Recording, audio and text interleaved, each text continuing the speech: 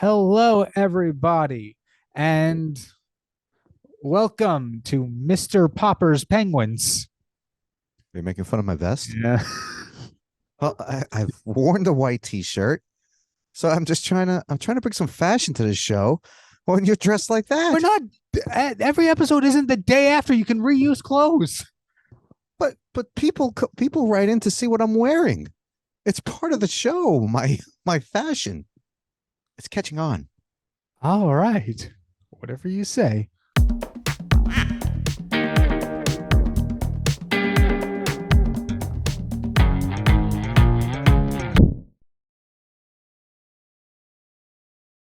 Hello, everybody, and welcome back to Feeding the Ducks, the podcast giving you little breadcrumbs of entertainment on a weekly basis. I am in your headphones. And I'm in your head rent free. What does that mean? Kyle Pepitone. No, I heard I meant to say I'm in your microphone. I could hear you through my headphones, but you know what? Let's roll with it. We've got a show for you today, as always, and later on we have an interview with Penelope Lagos, who is a model, actress, author, entrepreneur, has a new book out, and has been in several of the films I've written. So Does It All. she does it all. So model, we haven't done modeling. No. Yeah. Radio modeling. What have you done? This wasn't modeling in the slightest, but I went to a costume party once in college in my freshman year, and they had a costume contest with a runway. So if you want to catch that, what did you do you want wear? to count that? I wore this costume idea I had that I want to expand on in the future. It was called the Slash Up. So it was a bunch of different horror movie icons stitched into one. So I had the Michael Myers jumpsuit, the Jason mask with the It clown makeup and jigsaw spirals on it. Freddy Krueger hat. I think I had plastic knives on my fingers. At least at one point I did. I think I would have been tackled by campus police if I had plastic knives taped to my fingers. And you walked a runway? I walked a small runway. God, that's funny. Please tell me there's a picture of this or something. Gotta be. Oh, I don't think okay, so. So you have a modeling background. I didn't realize that. Author. I forgot about that. Well, she's an author, and I've had a book wrote with my brother Billy, Soul of the Yankees, out there. Very funny. Still haven't read it. Good. Appreciate the help. Entrepreneur. I once owned a business that went horribly wrong. It was a video business where I took people's old pictures and kind of put it to music. And now, I mean, everybody has iMovie they can do it on. So it was a brilliant strategy to do that just as everybody was starting to edit their own stuff. So that went in the shitter. And but she's an actress, and we have some acting background because myself starred as Jonathan in Jonathan's Thanksgiving in 5th grade. I was the lead. I got the lead role. Name above the title of Jonathan's Thanksgiving. It was my grandfather said it was interesting. That was the reviews I got. Oh, really? So I was Jonathan, and how'd that go? It went. I was terrific in it, except for the part where I had this big bow and arrow. I was carrying this big bow, and I had to say my line and do a little dance. And as I turned around and did the dance, the bow hit the microphone and it wobbled. And I stood there in horror, hoping it wouldn't fall down, while everyone laughed at me. But other than that, I was brilliant. I was brilliant. Brilliant. Yeah. And top that. Oh, just you wait. In fact, give me 1 second. Where are you going? What's this? What are we doing here? You were prepared. Oh, I came across this the other day, and it just so happened to work out. So back in high school, this was like junior year of high school, big guns upstairs. My mother, not God. Same thing. Was trying to get me more involved in school things. We're still trying to. And so she threatened me with the bowling team. Did she? Yes. What's with her and bowling? I don't know. She's got a weird obsession to join bowling. So I'm like, fine, I'll do the bowling team just to do something. But instead, when I was leaving school one day, I saw a flyer on the staircase. It was for a play, and I didn't care about that. The part that stuck out to me was come prepared with your best joke. I'm like, I'm the funny guy. You're a funny I'm a guy. funny guy. You're funny. And so I said, I'm just going to go there, do this one joke, and I really don't care what comes of it. So I went there. I did my joke. Well, no. What was the joke? Oh, God. Gotta do this stunning joke. What is it? Oh, You God. didn't do the What unique was bird it? joke, did you? What? No. Oh, what was it? It was. I'm trying to remember. It was like a string of jokes. Oh my god. It was something like, I've got a great joke about money, but it doesn't make sense. Oh. And you got the part? And then no, there was more to it. There was something about drawing banks. Oh, it went on and on with It money went. puns. There were like 2 or 3 punchlines, maybe even 4, and I forget what they all are. And they said, we gotta have this guy. This guy's got to be in this. I was so incredibly unfunny that they gave me the role of the lead villain in that play. This was the first, that Sherlock Holmes thing? Yes, this was the strange case of Sherlock Holmes or whatever it was. And I've talked about this on other shows before. But what happened? I forget the exact plot of the play, but like Sherlock Holmes goes back in time. No, goes forward in time and ends up in this mental house where everyone thinks there's these really famous people. So people keep thinking Sherlock thinks he's Sherlock and he's kooky, but he's actually Sherlock and all that, whatever. And then Moriarty, my character, thought he was George Washington, but he was pretending and all that. And so I got to be the main bad guy, and I liked playing the villain. And so there were a couple of instances toward the end of the play where everything leading up to it just kind of went to shit. There was a little bit of chaos at the end, if I remember correctly. So during rehearsals, so there was this chase scene, and during the rehearsals, we had it where we would come in one side of the stage. Yep. I always forget if it's left or right because I think stage left, because you're looking at the stage this way. Is it you're looking at the stage or you're on the stage? I think looking at the stage. I don't know. I don't. Okay, whatever. We were coming in from one side of the stage, going toward the other, going down the stairs and out the backstage door, looping around the hallways, coming in through the back of the auditorium, running through the crowd, going out, going around the other hallway, going into the other backstage door, and coming out to stage again. Theater's not that big. Yeah. And so me getting into the chase, getting into the character, decided this needs to be a real chase. And what would you do in a real chase? You wouldn't take the stairs one at a time. You would jump down them. Oh, how did that work out for you? Well, it was pitch black. I didn't make the full jump this particular time. I caught my foot on the last stair, tumbled down, and a chair fell on me. Oh, I didn't know the chair part. A folding chair fell on me. And so anyone, all that anyone hears from any other part of the auditorium was like, you okay? I'm like, yeah, I'm fine. Long story short, I had a hairline fracture in one of my ankles. We went to the hospital that day. They gave me a fake cast. Fake cast? Remember, they gave me that weird thing that like not the boot. This was before the boot. Oh, okay. They gave me this weird thing that barely covered my foot. They were like, yeah, you'll be fine in a week. I wasn't. And so we went to a different hospital and they gave me the boot and crutches. Yeah. I don't remember. And keep in mind the day of the play is rapidly approaching. Yes. And I really want to be in this, despite how I initially went into this. So I was healed enough to work it to be in the play the day of the shows, but I was banned from running in the chase scene.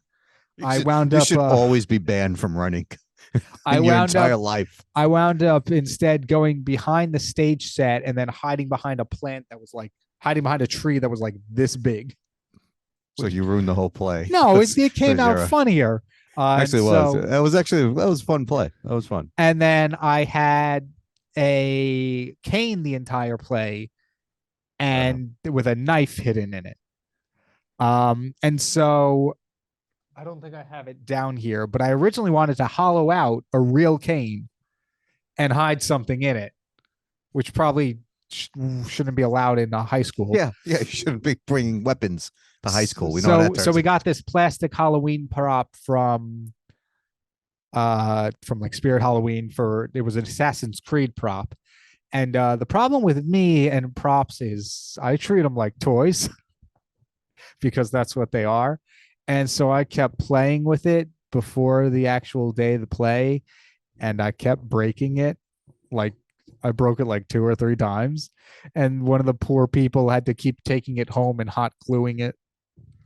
You're a mess. I'm a mess. You're an absolute mess. And then during the actual days of the play, the actual showings where people were in the crowd watching us, this wasn't me. This was someone else. Somebody, the supporting actor, bonked the lead actor in the nose. Cut him with a magnifying glass, and they started having a bloody nose. Cut him, during the actual play. Yes. There was what a disaster. There was one instance where I had to knock out the main actor with said cane, and he was doing acting a lot longer than I was, and so I accidentally walloped him in the back of the head with the cane for real.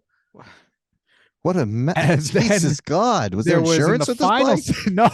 Holy in the final scene, it's the standoff between me and Sherlock, and I'm holding my sword out to them, and somebody who thinks they're Tarzan throws a banana peel, which I think we used a real banana peel, and I had to slip on it. I had to step backwards onto it and slip on it. And obviously, because it was a play, I couldn't look behind me to see where the banana peel was. So I kind of faked slipped. But one of the times I actually slipped on it. Banana peels are actually slippy, believe it or not. Yeah, Tom and Jerry told us the truth. And I either lost the wig. No, I lost. You lost the knife, went into the crowd. I lost the knife. The knife went got almost kicked, stabbed the guy in the first row. The knife got kicked into the crowd one night, and then the wig wound up on the other side of the curtain. So when it closed, it was still there.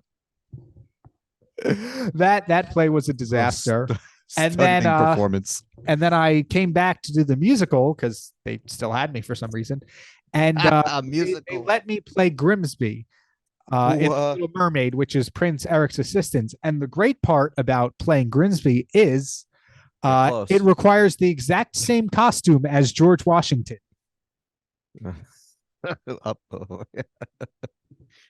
So that was not a damn thing was changed between George Washington and Grimsby. So you played basically a grumpy old man in both plays. Yes. And on this show, you play a grumpy old man. Yes. On this. So yes. You're typecast as just a miserable bastard. Thank you. Yes. Thank you. I'll be signing autographs after the show. I saw both those plays, and you were very good in it. You were no Jonathan as I was, but they were fun plays. A disaster as they were with the injuries and the problem. But that's so we've covered everything. We're just as good as our next guest who we can bring on now. Let's do it. Special guest this week.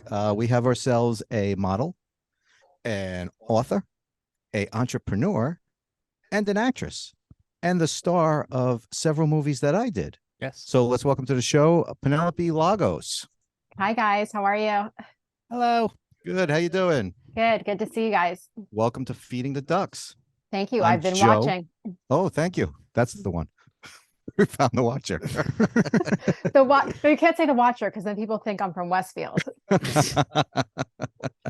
So before we start, I'm going to I've worked with Penelope. I've known Penelope for a while. First time I met her. I'm doing Stuck in the Middle. First movie I'm doing, and I don't know what I'm doing. I put out auditions. I want to do auditions. Put out for all the parts. I get a couple for the lead actor, a couple here and there. The main role, lead actress of Brooke, I got like 100. 100 of them going through all great pictures, beautiful girls and stuff. One stuck out, and you can put it up on the thing. Penelope's headshot just had personality in it. And I said to myself, if This person can walk in the room and put a sentence together and control and not pee herself or anything. The job is hers. So I set up the auditions. I reach out to her. Job's hers. If she walks in, she's busy. She can't come. In true Lagos fashion, she doesn't show up. I'm like, oh, crap. So I go through a bunch of actresses where we got the cast together, and I still didn't have the one I wanted. I said, I got to try again. So I set up another auditions for the thing, and then she finally graced our presence, came in. She could put a sentence together, and she landed the role of Brooklyn Monroe in Stuck in the Middle, and has been my go-to actress on everything I've worked through. So it's been, get ready for this, 12 years since we did Stuck in the Middle. I know, because the other day I was actually looking for an old email. It was like literally a couple of days ago, and I came across an email that you sent me about the casting. Oh my God. Wow. And I'm like, and now I feel old. Yes. Not as old as me. I was like 10. You don't have to go Yeah, as old I was as going to me. say, Kyle was a child, small child. I've learned to, not learned, I've legally been able to drink and vote since then. I haven't done either, but I'm illegally able to now. Good for you. Keep on that track. Nerd. So we have Penelope on because there's a bunch of things we want to get through, but you have your third children's book out right now. I do. So I launched it on first day of summer. It's called A Changed World. And it was 2 years in the making. This one was tough for me. I went through a lot of ups and downs. I was with a publisher who then sold it during the pandemic, sold it to somebody else. He cut out a lot of books. He did keep mine on. But there was a lot that he undertook that I think he wasn't expecting. And they sort of paired me up with an illustrator that didn't really match my vibe or what we had spoken about early on. So there was a lot of back and forth. And in March, I ended up getting out of my contract. And this is my first book that I self-published. So the first two, I was with niche publishers. And this one, I went ahead and got my own illustrator, who's the illustrator for my second book.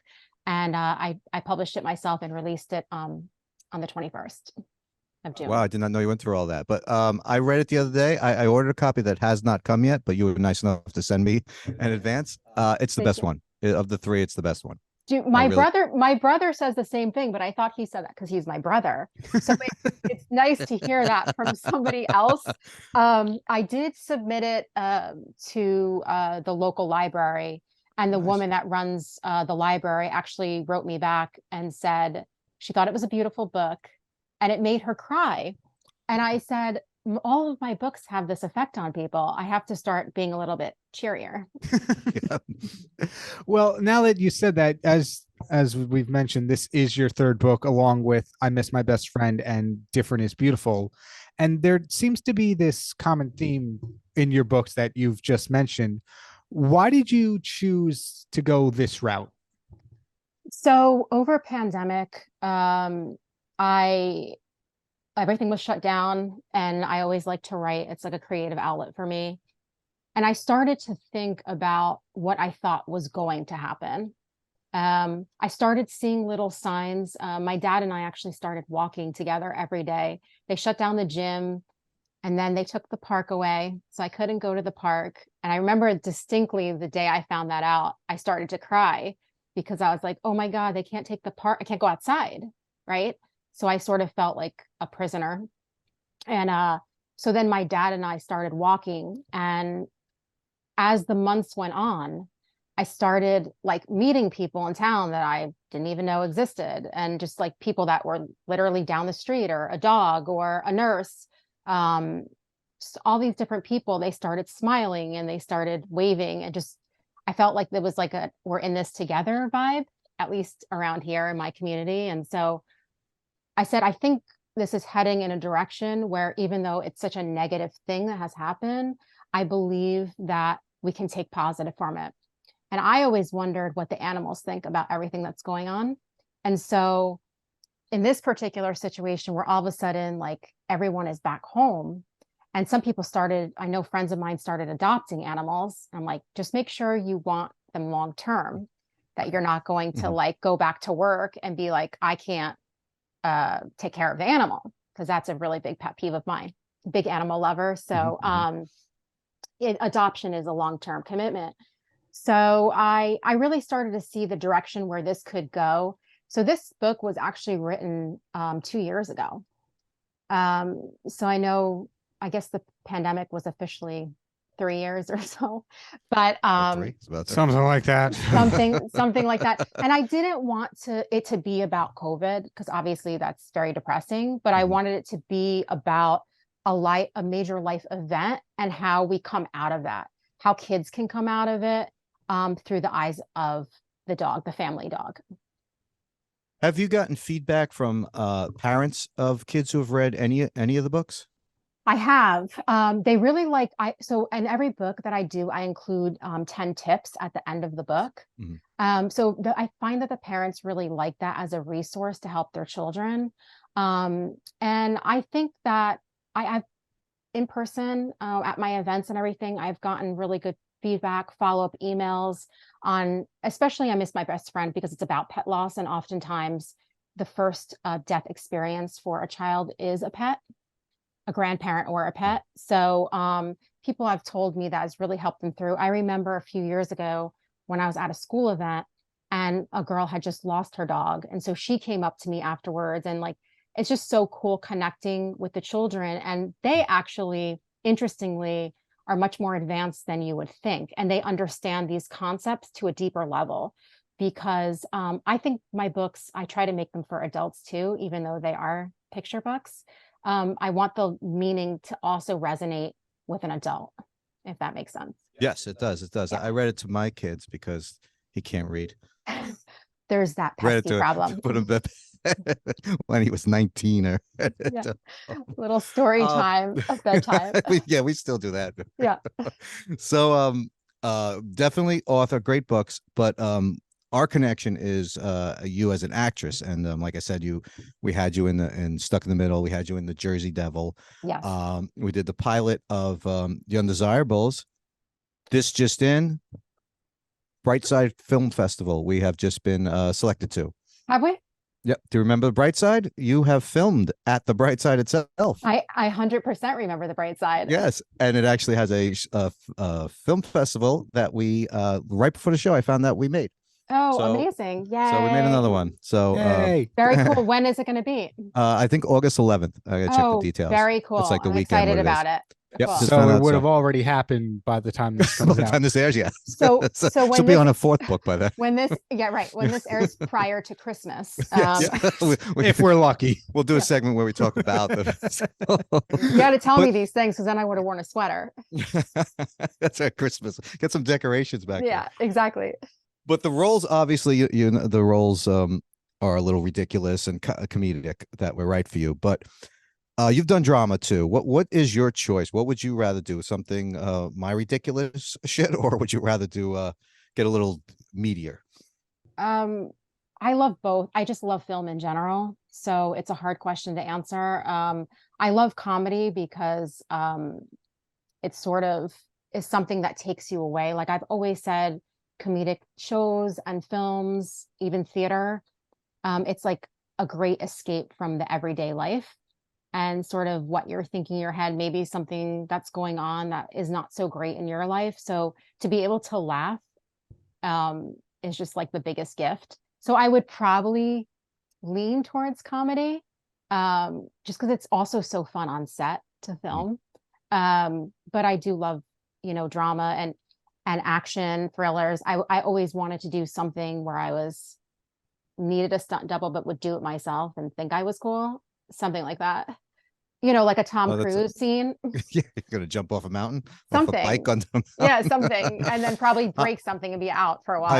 I think I'll write that for you. I think I'll write something. We throw you off a cliff. Do something. As annoying as you are. I've done pie in your face. I've done spit takes. I've fallen into a pool. So like something grander than that. People do that because you're annoying on the set. That's why I they know. do stuff like that. That's true. Now, do you have any stories about any of the sets you've worked on or any of the sets with him that are noteworthy enough to share? Oh boy. I think we have stories. Brightside was probably a story, but that we'll save that for another time. I think that the snowstorms. I mean, Oh God. Joe likes to shoot in the winter, in February. Remember that. He likes to No shoot in Jersey in February, which if people are from around here, they know that that's probably not a great idea. He likes to do outdoor shots on those days too. And I'm usually wearing summer clothes. Yes. So we had a situation where we were shooting at the landmark Lowe's Theater in Jersey City. Awesome place, historic. And we had a snowstorm. Of course. It was a major snowstorm. It wasn't like a little flakes. That was a blizzard we had. It was a blizzard. They had shut everything down. Technically, you weren't supposed to be on the road. Yep. And I think the cast and crew was taking bets whether or not I would actually show up the next day. Some people were sleeping over. I don't really do the sleepover scene. Yeah, there was we had a hotel or a little apartments like a train stop away, and they shut the trains down. So they had to walk with all their equipment through the snowstorm. I'm like, I don't have anything with me. I'm not just like sporadic, like let's sleep somewhere person. I need to have my stuff with me. Yeah. So I was like, no, I will be back. And apparently there was these bets going on overnight, whether or not I would actually be able to show up in the morning because nothing was running. I was about to write her out of it.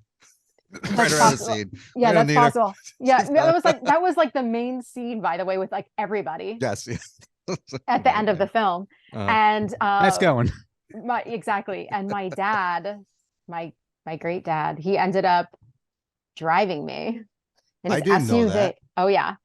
We got up super early and he actually drove me to set. I'm like, I don't know if this guy's making it back. He goes, don't worry about me, and drops me off. And on the way to the theater, the Lowe's Theater where we were shooting, he tells me, proceeds to tell me a story about how when he moved here from Greece, when he was 15 and a half by himself, yes, this is true. He actually was a dishwasher at a restaurant in Jersey City. And he would save up all week long, that's very, very far back, to buy a ticket for the weekend show at the Lowe's Theater in Jersey City. Wow. So it was a really kind of full circle moment when he came to the screening, because that was a theater that he grew up in, and he learned English from watching the movies at the Landmark Theater in Jersey City. That's so cool because, like you said, we premiered the Jersey Devil at that very Lowe's Landmark Theater, and we had a nice crowd there. That was a fun night. We had a real great crowd. Night. I'm trying to recreate that again. So if you could go ahead and work on that. I'm working on it. I'm trying. No, it was a great night. So we talked about the roles you've played, comedic and dramas. If in the history of film, any movie, what character would you have loved to have played? What's the one out there that you would have been yours? Okay, so that's a great question, but I think I have a couple answers. I don't think you can answer one answer to that question. It's like a loaded question. So if you're going, can we do decades? If you're going like far back, before any of us were around, like 50s and 60s, I'd probably say like anything Audrey Hepburn was in, just because she's actress icon and fashion icon, all of that good stuff. Mm-hmm. Growing up, I saw Titanic several times in the theater. Would have loved to have been a part of that film. Very just obsessed with the history of it and sort of everything. I think I gravitate towards roles that are based on truth. So whether it's, something that happened in history or a person from history. Erin Brockovich comes to mind. That was good. Julia Roberts, nice. Julia Roberts, like huge fan of Julia Roberts since I can remember, since Mystic Pizza. People don't even realize that was her first movie, not Pretty Woman. Erin Brockovich is a single mom, badass, like strong female character who uncovers, what was going on with the contamination of the water in that community. There are some pretty epic monologues for anyone who hasn't seen that movie. And I guess more recently, I remember watching, getting a screener of Jackie, like Jackie Kennedy, Jackie Onassis Kennedy. Oh, okay. Natalie Portman. I would have loved to play her. You got the sunglasses. I've seen you with the sunglasses. I you got have the sunglasses. Yep. I'm like, I have the hair. I could cut it. I'm ready to go. Someone should have called me for that. I'm gonna write a Jackie O comedy. Let's do that. Something. Yeah. But I love, I was thinking like really just anybody in history, just so you can research the person. And then I'm realizing now that I'm saying this is all dramas. None of these are comedies. No. Which is weird because I said that I like comedies. Yeah. Well, we'll cut that out. I have to think about this. I have to think about this. But yeah, those are pretty like epic films. But comedy, I actually, now that I'm thinking about it, comedy wise, it's not a film, although she did do a few films, but Lucille Ball, epic. Oh, okay. Just like films, yeah. Really, I still watch her old. I have all the box like DVD sets. Yes, I said DVD, Kyle. You heard of them? I know what DVDs are. Yeah. So I have literally all of the episodes. She's just, I honestly, to this day, I don't think anyone comes close to her.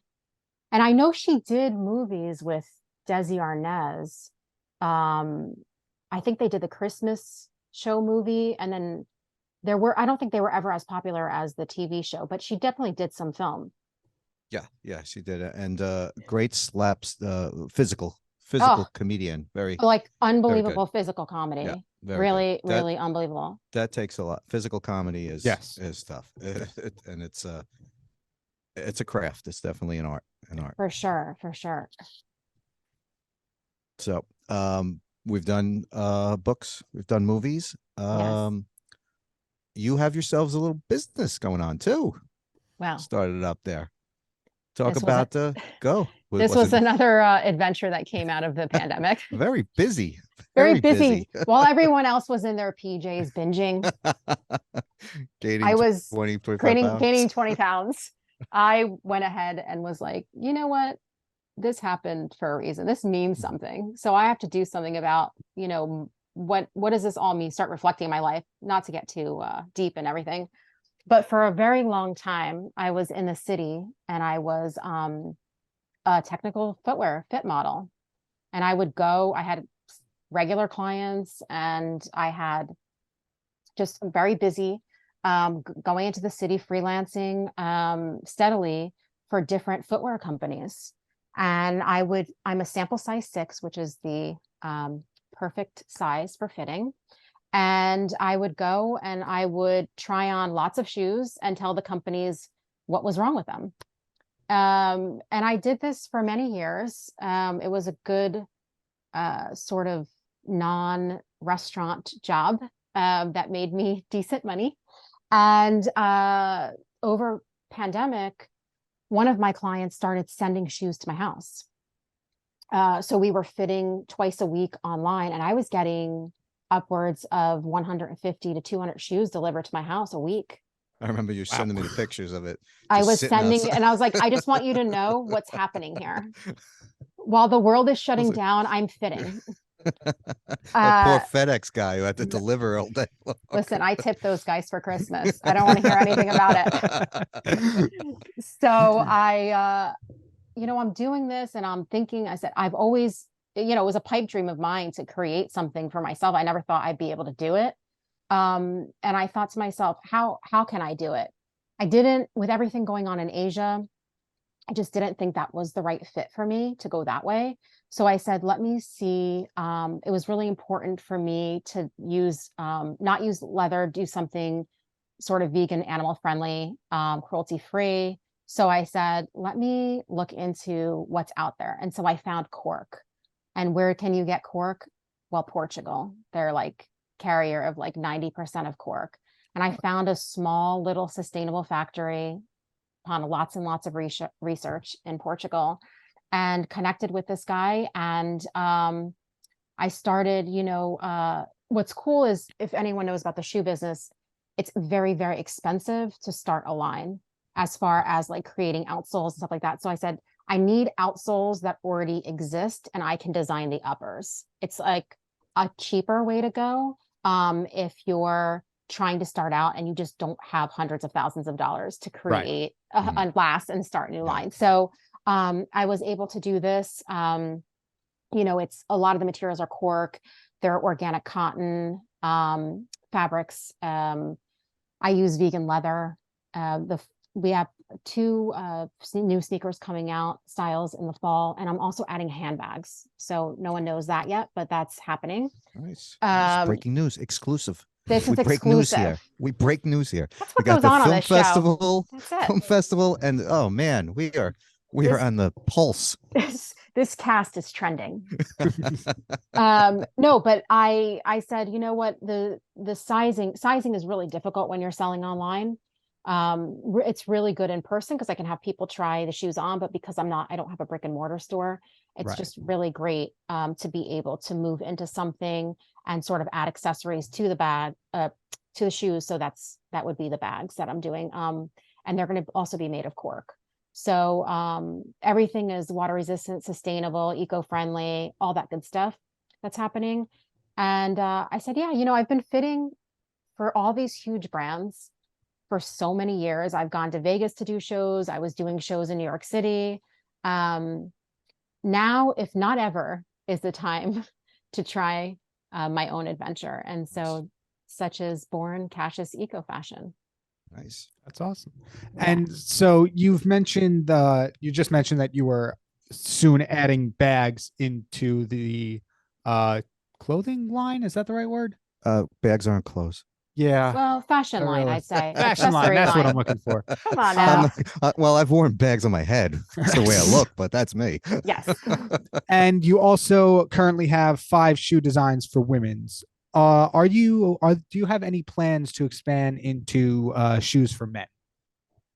I've been asked. I would love to. Sexist you. Yeah, I know.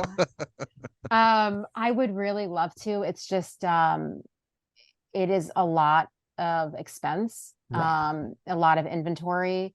The shoes are obviously larger in size, so to keep the inventory and stuff is definitely a challenge for me. Right. I would love to somehow incorporate some type of men's fashion. I have been looking into socks as well, but haven't found quite the right fit, pun intended, yet. You like this? I'm here all week, by the way. If you guys are interested, someone hire me, please. No, but I'd love to, offer something for men as well. And so hopefully that will come in time as the business grows. But for right now, we're dealing with just the women's footwear. Right. And people don't understand the cost of it. I mean, I was told just last week, the units are going up $6 a unit. I mean, that's a huge increase, wow. And just the euro conversion and everything. Yeah. It's, the prices are the way they are, which are, middle range, I would say for fashion. But people don't understand when you're dealing in smaller quantities with a small factory is quite expensive and dealing with Europe. You have to add winter coats. Yeah. Because you owe me a winter coat. I owe you a North Face. Is that what it is? Yeah, that's what it is. I'm sure your dad, he wears a thin leather jacket when it's like under freezing temperatures. Yeah. Where I'm in a North Face that has like the big fur hood with like hand warmers and gloves. And he's like in fingerless gloves, like to look cool, like from LA or something. You don't live in LA. I do. I want to. Your mother won't let me. Yeah, he wants to. He's trying to get everyone to go there. That's what we're going to shoot.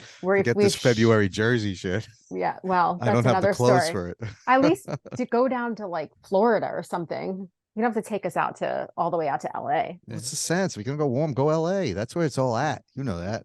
Maybe I've listened to the cast. Another tattoo could be in your future. And undesirable is that too. That's right. So let's run through it all. Let's let people know where you can find it. Start with the book. Where can we find that? So I think the easiest place to find everything is through my website, which is penelopelagos.com. There's links to all my social media and where to purchase everything on that site on the homepage. If you want to connect with me on social media, I keep it simple. So I just do at Penelope Lagos, nothing creative there. Smart. Yeah. Smart. I got numbers and I can't. I can't. I'm already wanting people to find me, so I just have to keep it like easy. So it's Penelope Lagos on Instagram, also on Facebook. I'm not really much on Twitter. I do see your guys' stuff, but I'm not. That's all him. Is it? Yeah, I don't It's really well. mess around. Yeah, I'm sure. It's going real well. I don't really mess around with Twitter. I haven't actually started TikTok, even though a lot of indie authors tell me that's what I should be doing. They're telling us that we should start doing TikTok, so we're gonna have to start doing some of those dances and stuff to get on TikTok. I know. I have to sell my soul to the devil. This is like horrible. What's going on? But yeah, I like to put everything out on social, and right. I love to see when people are wearing the shoes to tag me, and I like to promote people on Instagram. I'm more heavy on Instagram, but again, the book can be found on Amazon. That's where I'm primarily selling right now. And I do have events coming up. So 4th of July, I'll be at my local parade, slinging things out of an Alfa Romeo. Should be fun. Tell me you're on a float. You're on a float? I'm in an Alfa Romeo, my brother's classic car. He'll be my driver. Your brother has an Alfa Romeo? He does. Is it in your driveway? It is in my garage. I've never seen. Yeah, you don't keep something like that out in the open.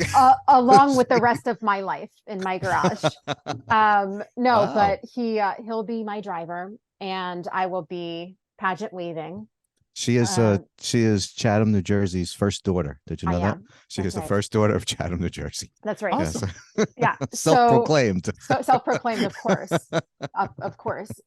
So I'll be anyone that's around should be coming out to that. And then I'll be at the local farmers market July 22nd.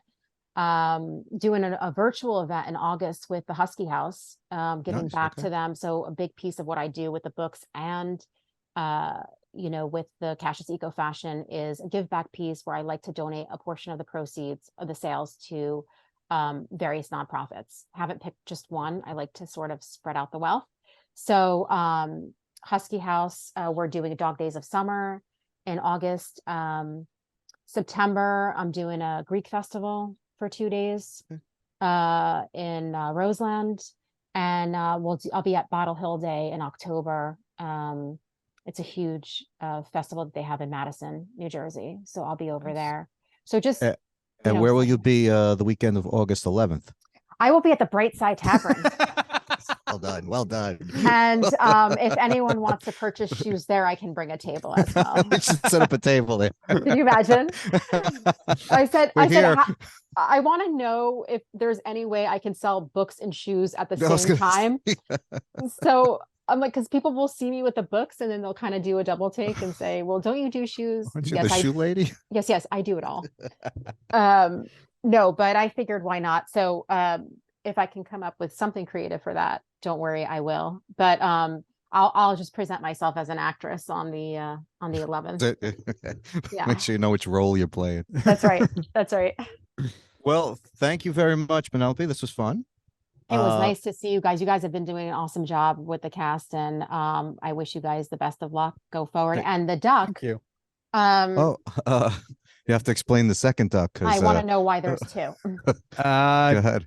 We went to Italy, and through the maze of alleyways in Rome, we happened to stumble upon a small store that was selling only rubber ducks. Brilliant. What was it? House of Ducks or something like that? It was the just Duck Store? Rome Duck Store. It's amazing. I mean, if that's not a sign, I don't know what is. That's what we said, and that's what we came back with. So we do introduce this. So you saw last week's show. Yes, I did. We did our Rome episode where we introduced this. Yes. Okay. See? Good way to Got play it. along. Thank you. I'm playing Thanks for playing along. I was confused at first, and then I just. But yeah, you saw the show. Yeah. But yeah, I will have seen the show. But the two ducks are brilliant. Maybe you should bring them to Brightside. I might bring the ducks. I'll And wear the promote. T-shirt. I'll wear the duck shirt. Wear Yep. the duck shirt. I'll Yep. wear one of my famous shirts. That's right. I'm with the I band. have a few. I'm with the band is really a popular one that I've been wearing. And we could maybe you could have something on the cast about the festival. I will. Yes. Now that it's coming up or after it, or maybe we'll do a live thing. I'll talk to CJ's running. I know you met him at Smart Castle. Good guy. Yeah. Good guy. Oh, Well, okay. Cool. yeah. So we'll see you there. Good Absolutely. luck with the book. Congrats again. Good luck with the Eco Fashion. Thank you And so I much. will see you soon. All right. Sounds great. Thanks. Good luck, guys. Thank you so much for having me. So thanks, Penelope. We'll be talking to you soon. Thanks for doing the show, and thanks for being one of our bigger fans. We appreciate the support. Thank you. Thank you. Now, what would your role be if you could play any role in history? Any role in history? Me? Jaws, the shark. I could do the shark. Toxic Avenger. I could do Toxic Avenger. You ever see a Toxic Avenger? Oh. He's New Jersey's biggest superhero. He basically is a guy, a wimpy guy who fell into a thing of toxic waste, and he's deformed. Look him up. Toxic Avenger, done by film franchise. Oh, Oh yeah. boy, there's He's more a- than one. He's iconic. I could have been the Toxic Avenger. You don't know about the Toxic Avenger? You have to see the Toxic Avenger. Oh, this is a movie. Oh, it's not a movie. It's a classic. It's a cult classic. Yeah, so I could be. Who would you be? I was gonna say I'd be the stand-in for Jar Jar Binks. Oh, come dear God. Not actually Jar Jar Binks, not like voicing him or anything. Just the guy on set, so they know where to put the CGI. The guy they like put in the green suit and. It's a role. That's a role you were born for. Born for. Anyway, Experiment. You'd be an experiment. anyway, Yeah, if you that's were- that's our story. So yeah, check out check out PenelopeLagos.com. yes, everything her- will be in the description for her, as well as us. If you want to hear more from us, you can find us at FTDcast on Facebook, Twitter, LinkedIn, YouTube, and Instagram, and maybe TikTok. Have we decided on that yet? As of this airing, let's do it. We're on TikTok. Oh, sweet well, God. All right, we're on TikTok. Woo! Go team. You can find me on Instagram and YouTube and maybe TikTok at Kingpin Creations. And you?